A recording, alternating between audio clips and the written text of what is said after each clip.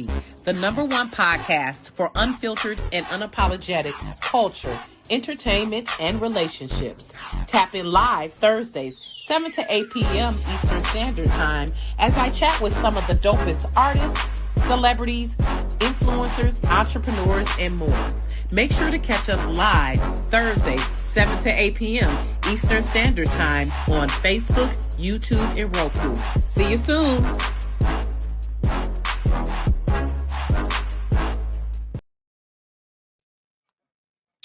Hey.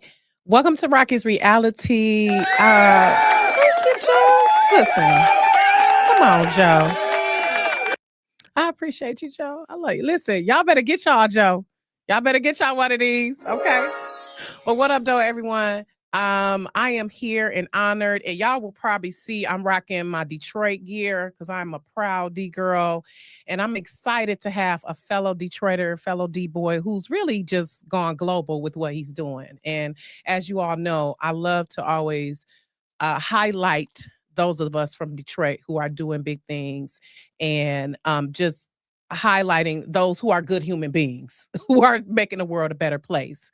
So it's so cold in the D. I don't know where you all are watching from, but I hope y'all a little bit warm. What was it, Joe? It was like 10 degrees. It was like 10 degrees. Joe texted me earlier. He said, "You coming into the studio?" I said, "Yes, I'm still going trud through the tundra to bring my ass into this studio because that's when you do when you committed to the cause." But another person who is committed to the cause is my guest, New York Times best-selling author, resilience expert, father, motivational speaker, and just so many things. And again, I say a good human, Shaka Senghor. Welcome to the show, Shaka. Yo, what up, though? What up, though? I'm loving that Pistons hat. Let's go. Yeah, normally I have on my just D hat or my own brand hat, but I felt like rocking the Pistons today because they rocking right now. It feels listen, they going. Yeah. They #1 in the East, right? #1, they still #1 in the East? They should be. I think so. I love it. We got some good I actually heard, I think, even though I'm not a Stephen A. Smith fan, he said something favorable about us the other day. He said that he sees the Pistons going to the championship this year. Yeah, I mean, I think we're very competitive. I think we might be one trade away from making that leap. That's a big leap to make, but I think they're going to be super competitive in the playoffs. And I think if they stay healthy, we got a strong opportunity. Cade is balling. The whole squad is balling. Cade is special. Cade is a different animal to watch him. And of course, Isaiah Stewart is balling out. He's a big supporter of 313. So love to see those young brothers ball. I actually just saw them. I was actually out here in LA and went to a game when they was in town. So I got a chance to watch them up close and personal, and they rocking right now. I love it. I love to hear that, especially since the Lions let us down, Lord Jesus. Yeah, don't bring that up. Yeah, I know. So I love sometimes looking at your page when you come with your predictions, Shaka, because you be on point with it. I'm like, damn. So, Shaka, what is it like living out in Cali? Being from the D, please share with us. What's the tip right now? It got to be a little warmer. Oh man, it's wild because we just coming out of the rainy season, and honestly, the weather is unbelievable today. It's been like one of them stretches where it was like 80 today. The thing is, like, it's going to get really dark fast, so it's like 4 o'clock right now. It's probably about 77. Beautiful day out here. But it's like I miss home. I truly do. Like anybody that knows me, like in my personal life, my friends, my family. As much as I love, living in LA and the work that I get a chance to do in a business, like my heart is always like in Detroit. I love it. And I love how I was reading both your books. Well, no, actually the two main ones, because they're not both. You got way more than two. I got three now. I got three. Right. I got yeah. Right. So yeah, I said, let me correct that. The two I was reading, I read, were Righting My Wrongs and How to Be Free. So Oh wow, okay. but I love how you just incorporated the D all in there. I just love that, especially being a true D girl myself, how you were Yeah. naming the food, you were naming the streets. I was like, he put this all up in there. If people don't know Yeah. about Detroit, I'm loving. I said somebody over in Scandinavia is reading his book and learning about the D. So I love how you have incorporated that. What made you move to LA though? Besides, like, of course, just different opportunities, but what made you make the decision to transition from living here to LA? That's a great question. A lot of people always been curious about, like, why did he leave so shortly after he got out of prison? And the reality was, I had to chase my dream. I had to go after and give myself a shot at pursuing something that I believed I was called to do as a writer. And when I started writing, many years ago, like 26 years ago, as of this month, I had a dream for myself, and that was to write across every type of platform and to try to figure out how to tell the kind of stories that I wanted to tell. And I felt like LA provided the greatest opportunity for me to do that. This was pre-Tubi era. This was pre, streaming really getting as big and massive as it was. And if you wanted to make it as a writer or producer or creator, like, you had to go on that quest if you were able to do that. And Mhm. this was like, you know what? I want to see what happens. I want to get out here and figure it out. And and it's wild because I got out here and did everything except for writing for TV and film. Mm. Yet. Well, I Yet. actually just wrote my first screenplay, so I Yeah. finally got to it. But I had to do a lot of other things to, just figure out what it was I really wanted to do in the world. Yeah. Yeah. But I'm saying yeah, because I can definitely see it because that was going to be one of my questions if Righting My Wrongs is going to become a movie. That's my vote right there. You might be working Oh on man, something new, but my vote is to turn yeah, Righting My Wrongs into a movie. Like, let me just say, as a writer, yeah, someone who's loved to read and write since I was a child, and someone who knows writing is so cathartic mm, and how you can reach so many people. And I really, there was times where a lot of what you were saying, even though I've never been incarcerated, mm, resonated with me as a writer of how you have to tell your story, how others with their words changed your life. Work mm, people don't know writers really change the world. We really do. Because mm, even with all the technology, it's somebody who's got to write it. Who's somebody got to write the manual. Somebody got to write the code. Somebody got to and just telling those stories and the way you told them, I was laughing, I was crying, I was shouting, I was yeah, mad as hell yeah, at some points. Like this is some bullshit. yeah, And for me, Righting My Wrongs would make, I would hope if the story could be kept pure as possible, I think it would make mm, a great film. So that's yeah. just No, I love that. And first of all, I just love that you really lean into reading my work, as a writer, and especially a writer coming from Detroit. Like, it really means a lot when people from the hometown read my work. A lot of people from the hometown buy my work. But they don't always read it. They'll buy it and be like, I had your book for all these years. I never read it, but I got it, right? And I appreciate the love and all the yeah, things. you're But the welcome. thing that really is special is exactly what you said earlier, where you was like, I saw those neighborhoods, that food, the culture of the city. Like, that's probably like one of the proudest parts of what I do is, like, I get a chance to really bring people into the world of Detroit and make people fans of the city, and fall in love with it. And it's true what you say is, like, writers, we do give language to the world that we navigate. And when I think about Righting My Wrongs, I'm personally not interested in it being a movie at this point in my life. I know other people are, and I've had many opportunities to try to figure that up, and people couldn't quite get the story right in a way that really honored the experience. And I was like, if we can't be authentic and true to what the story is, I don't want to tell that story. Yeah. So that's been the holdup. Yep, I agree, and that's why I said that. I said if it could be kept pure the way it is. That's Absolutely, exactly why I said absolutely. that because that for me, again, as a writer, it's like the books are always better than the movies or the Yeah, TV yeah, adaptation. It's like it always is better because it's so descriptive. So as I was reading it, and as somebody who I'm not too much younger than you, I'm 48, and yeah. I grew up in the crack era on the East Side, Mm, crack and Van Dyke area. I grew up watching crackheads walk up and down the street. I grew up watching drug dealers reaching to the lining of their trench coats. I saw a lot of this activity, and actually at one point lived next door to a crack house. So, Mm, but I also remember the beauty of what the city was like before it caved from it. yeah.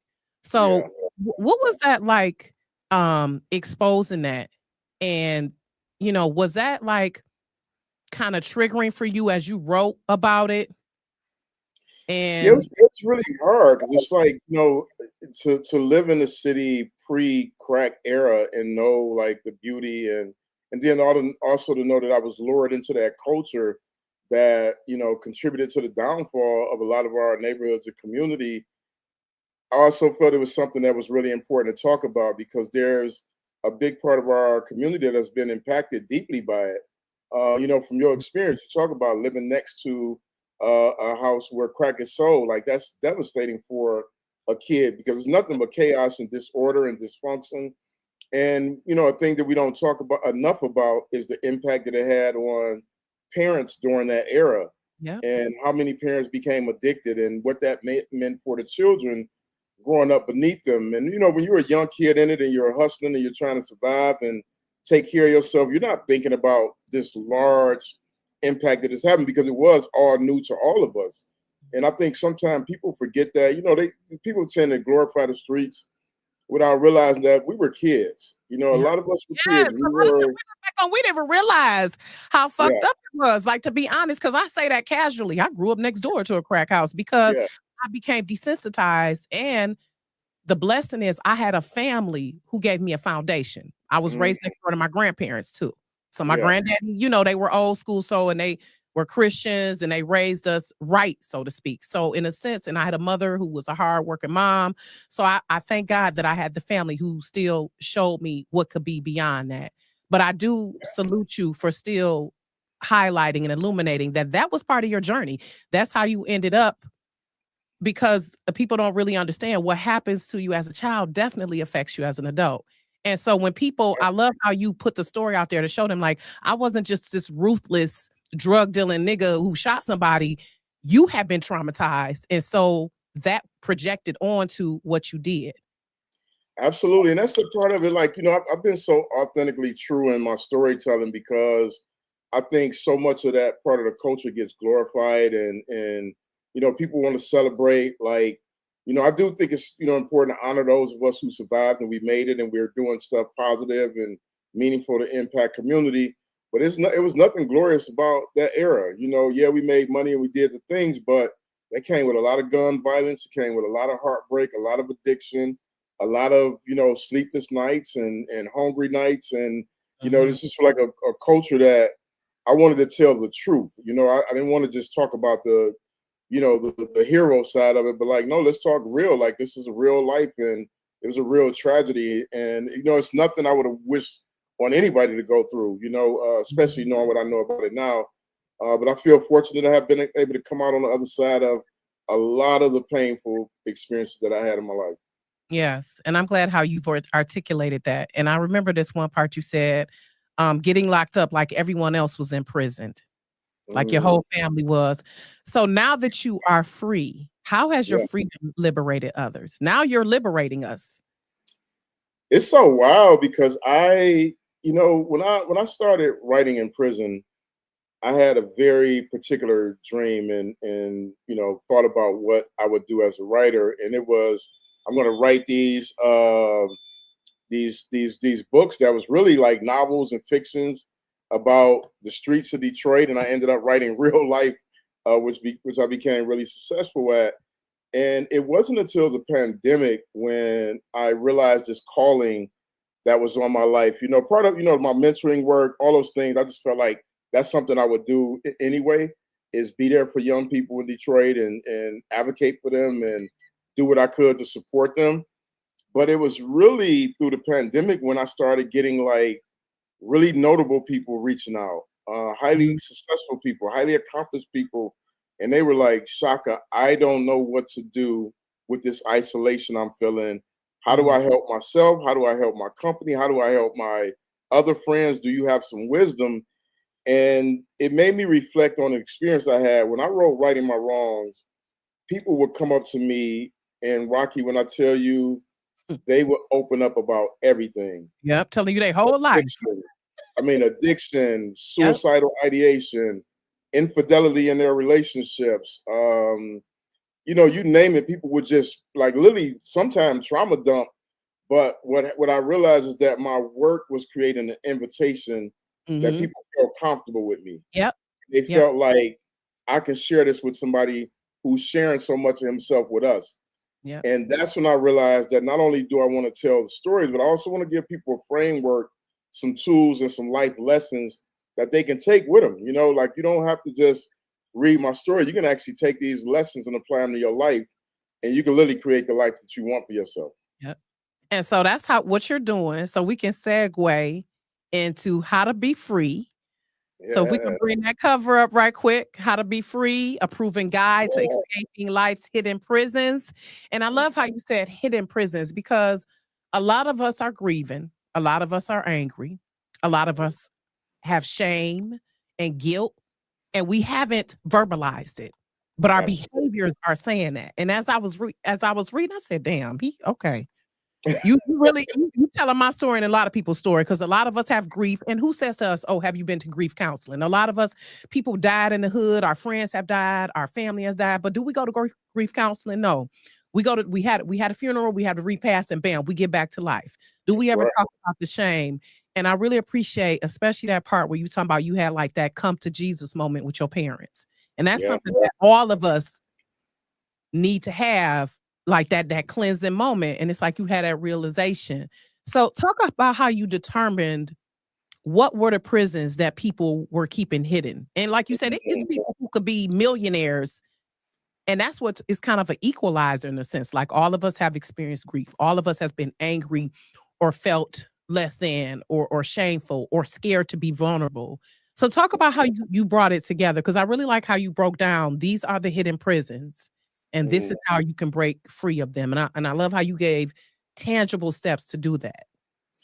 Yeah, I mean, it's literally exactly what you said, right? Where we exist sometime in a way that we just think about these things are normal, right? Like, especially you grow up in the hood, you see so much violence, at an early age, or you grow up in corporate America where it can be very cutthroat and is very misogynistic and all these different things, and you learn to just accept it that this is just the way Mm, it is. yep. And for me, it was like Especially as a black journaling. person. Yeah, journaling early on, I was like, all these things I accepted as normal. I was like, whoa, this is not normal. And for me, it was realizing that there's a hierarchy of like how imprisoned we are, right? So, like, Mm, you think about grief. I started the book with grief because it's one of the hardest things for us to get away from. It is one of the hardest things because nobody can come and say to you, Rocky, you grieved long enough, get over it. That would be like mean and cruel.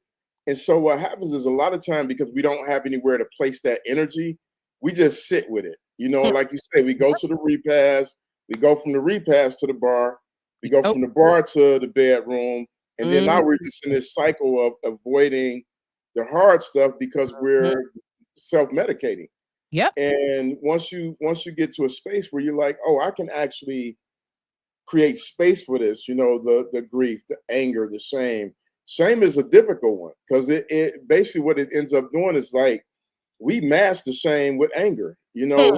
In Yep. in the book, when I went to my parents, I realized I was really angry with them because when I was a child, a neighbor of ours attempted to molest me, and as a result of that, I broke in his house. I was like, Yep. I wanted him to know that what he did wasn't okay. I didn't have the language for it. I Yep. wasn't big enough to beat him up or, I didn't feel safe to go to my parents. And because of that, I felt this anger toward them Yep. that after I broke in his house and I got in trouble, it was like, okay, what do I do with this anger that I feel? And so what happened is once I started journaling about it, I was like, I need to tell them this. I need to share this with them. And to my parents' credit, they're so dope. In the sense that they held space for that. Mm, And we had real conversations. We had, I'm a dad, and I knew it was going to be difficult to have that conversation with my father. Yeah. And but I knew it was necessary. And so because he was able to hold space, we just had a real conversation, and the same thing with my mother. And what I'll say is like with parents is don't beat into your child the inability for them to come to you with anything. Hmm. Don't shut them down when something is bothering them before they have an opportunity to really share what's on their mind. And you just got to be intentional about really opening up space for children to share anything. Like most of the harm that comes to children, whether it's molestation, whether it's getting seduced into the drug trade, whether it's getting enticed into doing drugs or alcohol, tobacco, like it comes up under the cloak of them not feeling like they can come to their parent. And that's how peer pressure really gets to kids is they don't feel safe enough to say, hey, my friends are saying I should do this. I don't feel comfortable, but I'm gonna come share with you so you can give me some tools. So, Right. Yep. when I wrote that, I was like, I Yeah. wanted people to be able to have some tools. I wanted them to be able to have, just some honest conversations with their loved ones and their friends. And like, I'm fortunate that even with my friends, like we talk about real stuff because we're all dads, we're Mhm. parents, and like, we got to talk about the real stuff. Yeah, and it's a few things I want to touch on because as a parent of a 22-year-old and a 14-year-old, Yeah, I myself and my husband at times struggle making sure that we are making space and not just putting what we want to happen onto him. And I came across a meme today where it was saying we can't raise our kids the way our parents raised us because this is a different time frame. absolutely. And that's something as you become a parent and become mature, you realize you were human first. You was figuring it out as you go. And probably your parents realized like it was some stuff we could have done differently. But you didn't know they didn't know that at the time when they was raising you. And that's the crazy thing about parenting because you want to be this perfect parent. You want to be there for your kid, but then you realize it be sometimes you mess up. But you got to make space for that too to let your parents, you know, make make that make those errors and to say to you, I made a mistake. I'm trying to Yeah, get better at that to my son, saying I made a mistake. I was wrong. Or if I find myself getting upset and yelling, I'm like, okay, let me bring it down and not yell. Cause I want him, especially as a black man, to be yeah, able to manage his emotions in a proper manner as well. So that's a big thing. And I really appreciate with your parents though, how and I love how you mended the relationship, but how did your relationship with your mom affect your relationship with women? Like your relationship with Saku's mom and just the women throughout your life, your wife? How did you like check some of those things to make sure that you weren't reverting back to what happened with your mom? yeah. That's a really good question. One of the things that I know is that great parenting requires greater grace, Mm, and the same thing for being a good, child. And for my with the way that my mother's and my relationship and my relationship like really contributed to how I navigate women is that I realize my mother's an individual. I have four incredible sisters. Tamika, Vanessa, Nakia, Shamika, and those beautiful women. I call them my four mamas hmm, because they've showed me what it means to be a woman. hmm, They showed me like just the difference between how I need to navigate them versus like I navigate my brothers. hmm, And I've seen the beauty of their strength. I've seen their vulnerability in our conversations, and because of my relationships with my sisters, I think it led to me having a different type of relationship with my mother. And what I mean by the greater grace is, my mother was 22 or 23 when she had me. She had her first kid when she was 16. right. You were her fourth child. So she Yeah, I was was her already fourth child. Yeah, she's a baby having babies. My dad yeah, was 23 or so. So they were yeah, really they young were still. babies. They were babies having babies, and Right. as an adult, I can look back and be like, of course they was going to screw it all up. What else could they have done? Mm. Um, but the grace is that they're present with, my curiosity, and asking them Mm. questions. And so, when I look at the role that the women in my life that I wasn't in romantic relationship played in how I navigate, romantic relationships, is we're all individuals. And there's not women are not monolithic any more than men Yeah. are. Yeah. I know these social media streets will have people thinking we're all the same. We're not. Oh, okay. Exactly. We're Exactly. not. Every woman comes with her own set of experiences. Every man comes with his own set of experiences. And, so I treat people like people. I start with that understanding that in our relationships, there's going to be some grace, there's going to be some discord, there's going to be some drama. And it's really about how you navigate that. Mm. I think thought evolved human beings recognize that no human being is monolithic. Black, white, male, female, like you name it, we're all come with our own stuff, right? And Mhm. you can even take people with the same thing. It doesn't mean that they're gonna come out the same. Like you can take two people who were raised with the exact same parents, the exact Yeah. same household, and they're gonna end up very different people Yeah. in life. And they And remember so, events differently than you do. yeah, Yeah. but I will say this: I don't think that I would see the world through that lens had I not went on my own healing journey. There was a lot of hurt from my relationship with both of my parents for different reasons.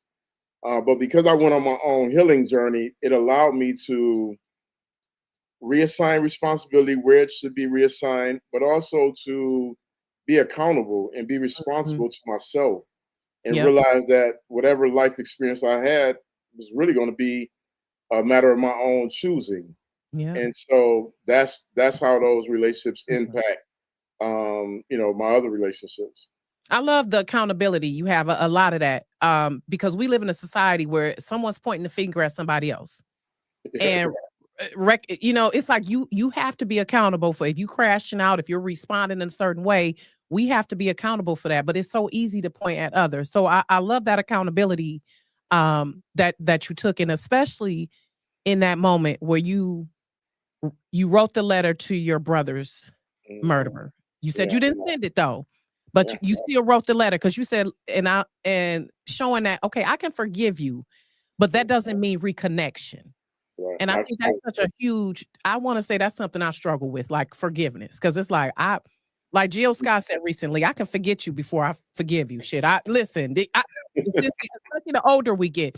So I yeah. really admire, can you talk about the emotions that you felt when, and by the way, my condolences on the loss of your brother and just so many people that we've lost. But Yeah. talk about some emotions that you had as you wrote that letter.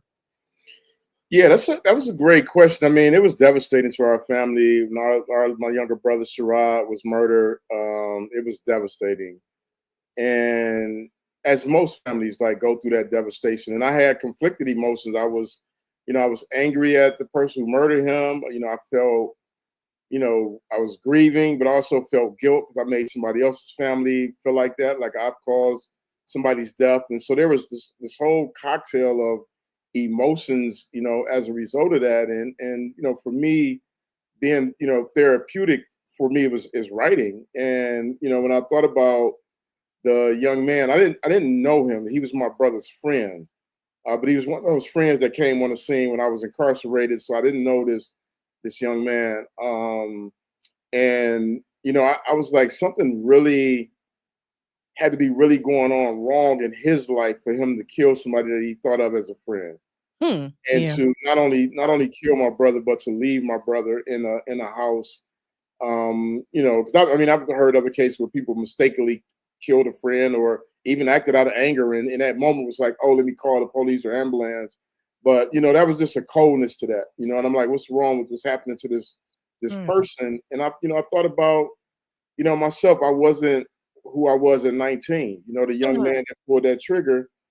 That was a different time in my life. There was a lot that had transpired that led me down that path, and it made me have empathy for him. Um, but at the same time, there still was the reality of like, let me focus on my family. Let Right. me focus on what I can do to support the ones who are still here. How do we show up, and how does this become hopefully a teachable lesson for other people who are navigating gun violence and thinking about, there's real consequences that come with that. And so it was a lot of emotions, still a lot of emotions. I think about my little brother all the time. I honor him in my work. I dedicate my work to him, and I knew that as tough as it would be to write about, that experience, it was one of the greatest ways that I can honor his memory and hopefully, help other people. And I actually, before this call, I got a message from a young lady, and she was just like, I'm reading one of your books, and it's the first book I reread. I was like, well, which book? And she was like, How to Be Free. And I was like, oh, wow, thank you so much. And then she just came back with this whole paragraph, was like, we just recently had a death in our family. And I went back and I read the grief chapter, and it's really helping me. And I'm like, when I was reading that, I immediately just thought about my brother, like, thank you, you're doing the work. Yep. You may not be here, but your spirit is still Yep. doing the work, and so, that's how I really wanted to honor him and his contribution. Right. Truly the definition of turning pain into purpose. That truly Absolutely. is. So I want to talk a little bit about one of my ultimate role models, Oprah. Yeah. What is Oprah like in person? Oprah looks like she smelled good. When you hugged her, did she smell good? Because listen. Oprah, Oprah always smells good. She's like, the wild thing about that relationship is that Oprah and I actually have a real friendship. I Um, love I wrote down when I was in prison, I was like, I want her to read something that I wrote. And it was just part of my manifestation. It's like, if I'm gonna take this writing thing seriously, I need to set real goals for myself. And one of those goals was to get Oprah to read one of my books. And so when it happened, I literally just thought, she would read the book. We did the interview. I would go on about life, never see her again. She would never see me. Oprah literally hit me up and was like, hey, I want you to have my number. We're going to be friends. And I was like, okay, cool. She says that to all her guests. And then I was talking to Ava DuVernay, and Ava DuVernay was like, Oprah does not bring on new friends. She was like, I'm going to just tell you, like, she's friendly. She's friendly. She's gracious. She does not call a lot of people a friend Okay. just out of nowhere, And so over the years, it's been 10 years now. We've been rocking for 10 years. So consider yourself lucky. Or Ava was like, this is the golden circle here. Yeah. She's like, there's levels to this, I can imagine. Yeah.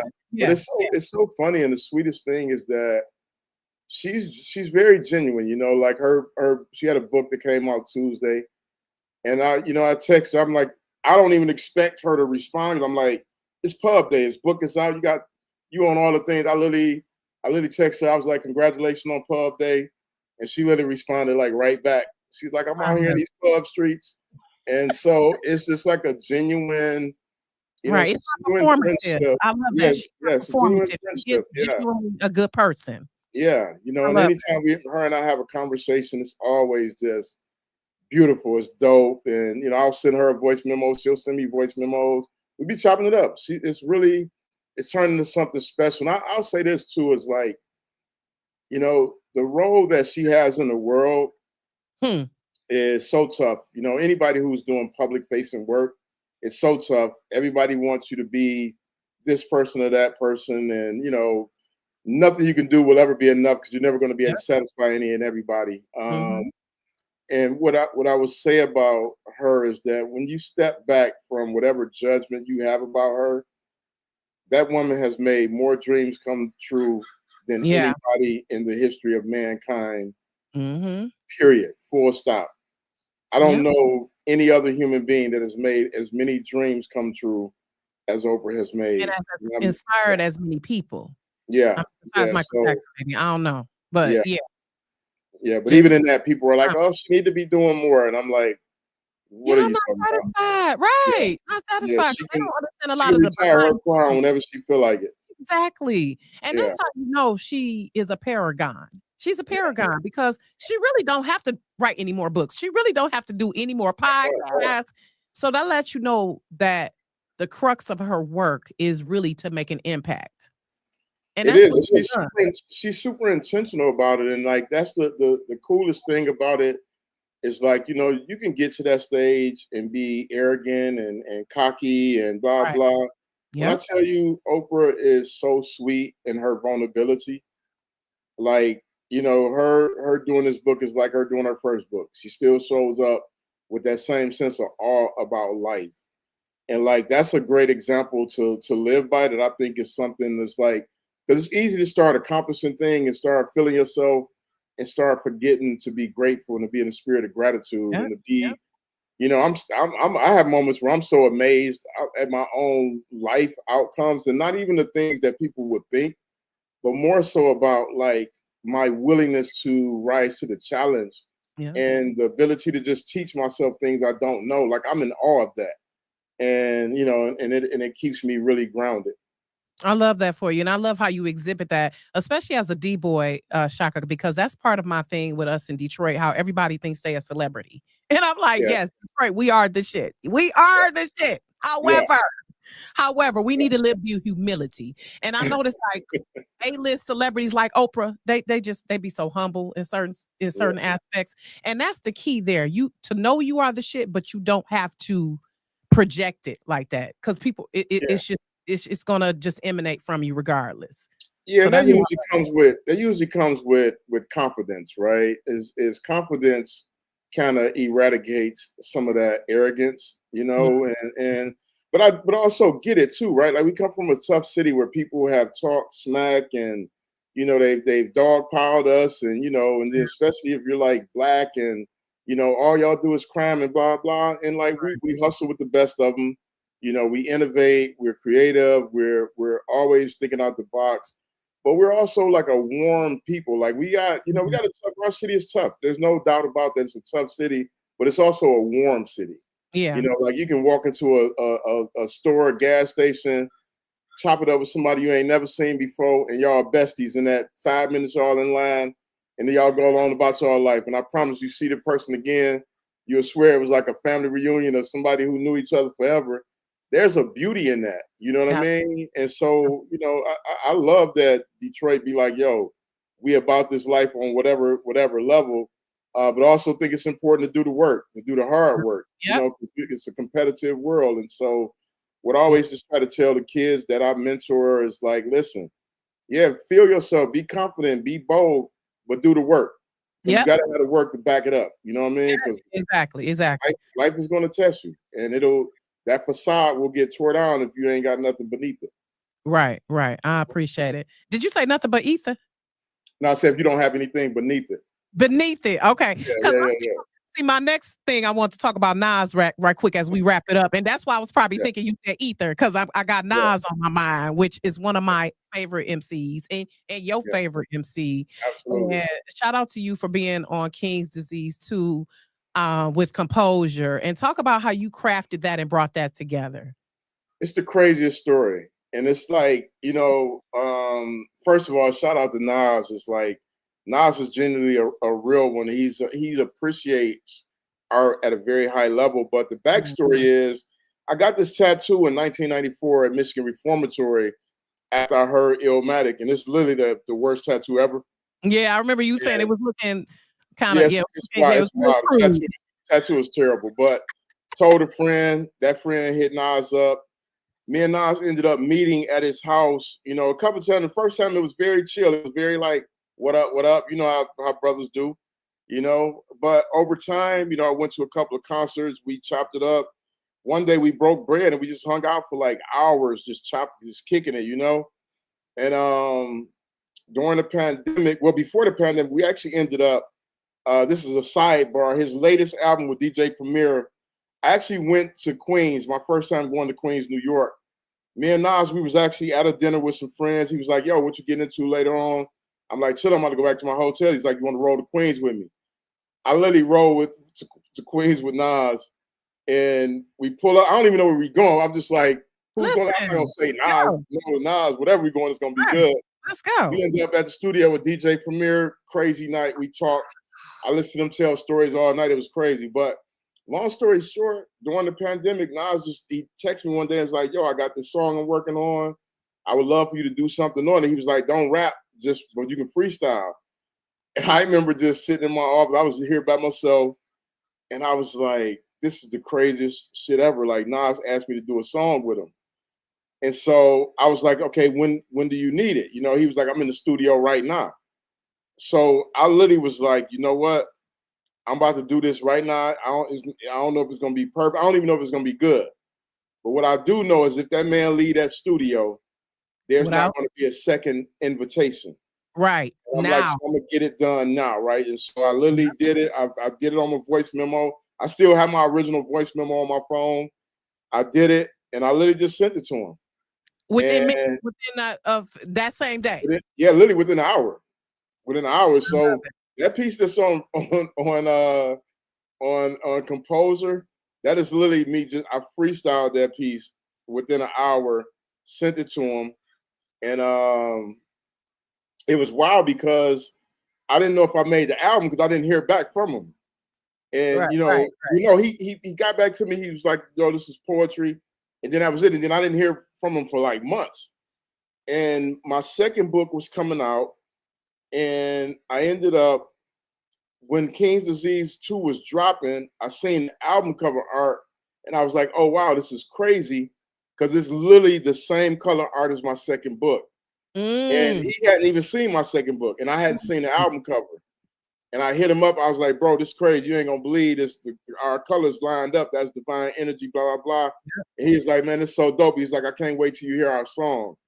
And I was like, "Holy shit!" I was like, Right, "Yo, let's go, let's that's go. crazy, right?" So, like right before it came out, my guy who introduced us, he called me hyped up. He was like, "Yo, bro, listen to this," and he playing it over the phone. I was like, "This Man. is wild, like it's crazy." And then when the album came out, my wife, she was, my we were dating back then, and I remember us just being on FaceTime listening to it and looking at the lyrics, and then at the end, I remember he literally was like, "Say your name after the piece," and I'm like, when I heard that, I was like, "That's Man, crazy." And damn. that album dropped. When I tell you, like, I people love reach it. out to me, like my own family, who I'd be like, "Yo, post about my book." They don't post nothing about my book. That album came out, they was blowing Listen, my page up let's with Nas. go. You know what I I mean? mean So I mean, it's Nas, and like you yeah, said, how yeah, dramatic what it meant for you, that took me back to my freshman year of college. Listen, crazy. that is definitely one of the greatest hip hop albums ever. If there's Absolutely. I know it's on the list. It's gotta be on the list. Oh, it's the number one hip hop Start to album for start to sure. finish. Start to Yeah, finish. yeah, So yeah, as I'm gonna wrap it up, Shaka, and I really appreciate your time. yeah, Right for sure. quick as we're wrapping it up, tell people where they can find the latest book and your other books. Your latest book is How to Be Free. Yeah. And you Okay. can find How And to Be Free. If you in the D, there's multiple bookstores, Source Bookseller, Pages. You can go to the Barnes and Noble in Allen Park. But anywhere fine books are sold, you should be able to find it. And if they don't got it, tell them to get it. The Audible is Audible is available, so you can grab that, and or you just go to my website and it'll direct you to different options to buy it. But this is super fun. We got to do this more. I know it took a long time, Rocky. I appreciate your persistence. no, I can As a fellow Detroiter and somebody who's like creating and figuring it out, it's so important for me to really figure out ways to collaborate with people. absolutely. Obviously their work definitely has to rise to a certain threshold for me to like be like, okay, I want to spend an hour of my time with someone. I appreciate And you are literally an incredible interviewer. You're a great hostess, thank you. and your resilience and persistence in being like, let's make it happen. And this is super special. I really want to say this. Never once did you try to be like, yo, I tried to reach out to Shaka. He didn't, jump on the interview. It's been a year, it's been 2 years, it's been however years. You always just checked in, let me know when you're available. And that really is important in the world of business. I can't emphasize that enough. Sometimes we feel super entitled to people's time and their Mm, platforms and their yeah, energy without yeah, consideration for their life. yeah. And sometimes when a person says not right now or no, we take that so personal and internalize it, and then we get very mean spirited. And Mm, you didn't show up like that. You just was like, "Hey, brother, when it works for you, let's make it happen." And I told you, I gave you my word. My word is my word. I'm gonna make it happen when I can. And the opportunity just presented itself, and I really have the time to do it. And so, thank you for your persistence, for your professionalism, and just for your platform. Like you doing it, mm, you're telling thank great you. stories. You're creating space for us to tell our stories. So, salute to you. Absolutely. Absolutely. And I want to say, I appreciate that because I was frustrated, but I said, listen, I'm a persevere, resilience. Listen, I was Yeah, born and raised on the east side, and that's what we're taught. You don't get it yeah, one time, you keep going. You fall yeah, 8 times, you get back up 9. You just keep going. yeah, So I really appreciate that. And I've always admired what you've done, and I always want to highlight the greatness that comes from our city. So I really yeah. appreciate that. And And that's a good point you made too about the fail time. Because I think if people realize how many times I failed at anything before I accomplished a thing, like baby, they would definitely check check themselves, because you don't baby. get you don't get to Oprah without failing a lot. Listen, and people Uh, don't realize though failure is a part of success. absolutely, Because the times I done absolutely, fucked up or messed up, that's helped me to see what yeah, do I need to do differently? How do I need to approach this differently? And that's part of the keys. And like you said, absolutely, part of one of the characteristics of being resilience, being hopeful, being yeah, resourceful, and just absolutely, I appreciate it, Shaka. And yeah, I want to say this is not goodbye. This is just see you later. Please know I am a copy editor as well. So that next book yeah, if you need an editor, but also, I do PR and it's just I really hope we can collaborate in the future because I would love absolutely, to help continue, taking it to the next level. So and I love what you do with Saku. yeah, Um I love it. He's becoming a great young man and I love how you are setting an example for and with him. So appreciate it. But I yeah. just want to end with 5 favorites. I always want to end Okay, with 5 favorites. let's do it. Okay, so I already know your favorite MC is Nas. We already know that. Well, We it's a know tie. that. It's a tie. It's Nas and Rakim. Yeah, Oh, the God MC. Let's yeah, go. yeah. I love it. I know that was a moment when you met him. That was like, whew. Crazy. Listen, I know. Yeah. I don't even want to get into it. We'll be here all night because same here. Because I used to write for Rolling Out, and I met him when I covered a show at Shane Park. Wow. And he was just the energy was just like He's the so God. He's truly the God MC. like magnificent. He's another Yeah. one who's just like he could really be an asshole, but he's not. He's just Yeah. so cool. So, but Yeah. anywho, back to the 5 favorites. Favorite food. Favorite food? I would say steak or chicken. They're kind of tied up. Okay. Yeah. All Yeah. right. Yeah. Okay. And I love how you in your books how you really quoted a lot of great people. So this Mm. might be a tough one. Who is your favorite mentor? My favorite mentor, I would say my guy Ben. I think Ben challenges me. Ben Horowitz. I think Okay. he challenges me the most intellectually, Mm, and yeah. So I've grown a lot as a result of our relationship. okay. Okay. Favorite travel destination. Ooh, that's a good one. So currently it's Detroit. Detroit is always great to come home. Outside of Detroit, I would say probably my favorite place that I've gone would be to Ghana. Uh, Mm. yeah, I had an incredible experience Ooh. there for like 13 days. It was like unbelievable. Okay. Yeah. Okay. Favorite sports team. Oh, favorite sports team, Detroit Pistons. So basketball is like my first sport. Okay. I'm a big sports fan in general, Mhm. but I would say the Pistons is like my favorite sports team.